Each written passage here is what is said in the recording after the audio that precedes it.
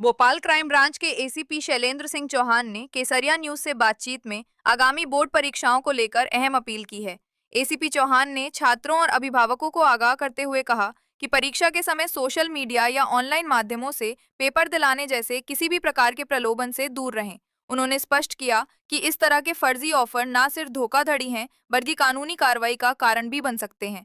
इसके साथ ही एसीपी चौहान ने शहर के नागरिकों से सुरक्षा के मद्देनजर अपने घरों और प्रतिष्ठानों में सीसीटीवी कैमरे लगाने की अपील की। उन्होंने कहा कि सीसीटीवी कैमरे अपराध रोकने और अपराधियों की पहचान में पुलिस के लिए बेहद सहायक साबित होते हैं।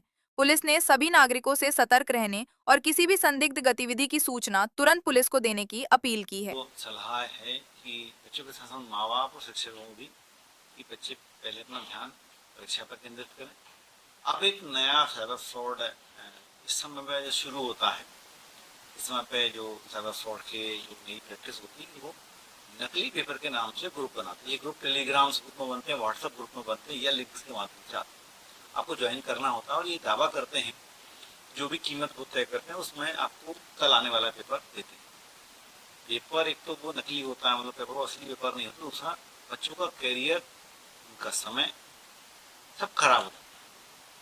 इसलिए मेरी इस अपील है कि जो व्हाट्सएप, टेलीग्राम, जी ग्रुप या लिंक्स के माध्यम से किसी पेपर की लिंक भेजी गया जाए, पेपर भेजा जाए, तो उस पर भरोसा ना करें। अपनी पढ़ाई पर, अपनी मेहनत पर भरोसा रखें। और सभी लोग, छात्रों के अलावा शिक्षक, माँ बाप भी इस बात को, इस चीज को सभी को सर्कुलेशन कर रहे हैं। पिछले साल में हमने 1 दर्जन से अधिक ऐसे आरोपी गिरोह गिरफ्तार किए थे जिनको जेल भेजा गया।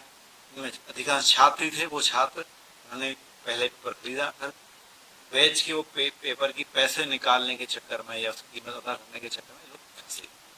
हम लोग रेगुलर तौर पर ये जो साइट्स हैं, ये जो ग्रुप्स हैं, तलाशते रहते हैं। पर एक ग्रुप, क्लोज ग्रुप होते हैं जिसमें कि एक्सेस नहीं होता, वो हमें जनता से जानकारी मिल सकती है, छात्रों से जो उसमें पढ़ाई कर रहे हों या एग्जाम दे रहे हों। वैसे ग्रुप के बारे में जानकारी दें। जिनके ग्रुप की जानकारी हमें होती है, हम ब्लॉक कराते हैं, बंद कराते हैं और अगर कोई शिकायत होती है उसमें कार्रवाई करते हैं। अगर किसी को ऐसी जानकारी मिलती हो तो तत्काल वो एनसीआरपी के पोर्टल पर 1930 पर cybercrime.gov.in पर रजिस्टर कराएं, उसमें शिकायत करें।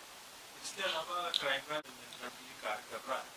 कल भी आप लोगों ने एक बड़ा केस क्रैक किया है, तो आप नागरिकों को क्या सीसीटीवी से जुड़ी क्या जानकारी और सलाह देना चाहते हैं? देखिए, वर्तमान में जो अपराध हो रहे हैं उनको रोकने का और पकड़ने का एक बड़ा माध्यम है सीसीटीवी।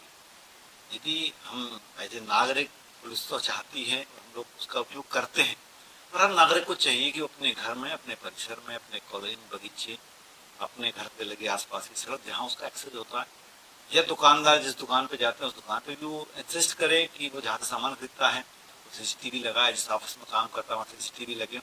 इससे ना केवल अपराध पकड़ में आते बल्कि अपराध रुकते हैं। हर एक मानसिकता होती है, किसी व्यक्ति का कैमरा सामने खुला हो तो वो सब चीजें कहने से डरता है, जो गलत होती है, ठीक नहीं होती। सीसीटीवी कैमरे सब जगह लगाएंगे, नागरिकों में इस बात का बोध आएगा, इस बात का प्रोत्साहन होगा कि सीसीटीवी लगाना अपराध रुकते हैं।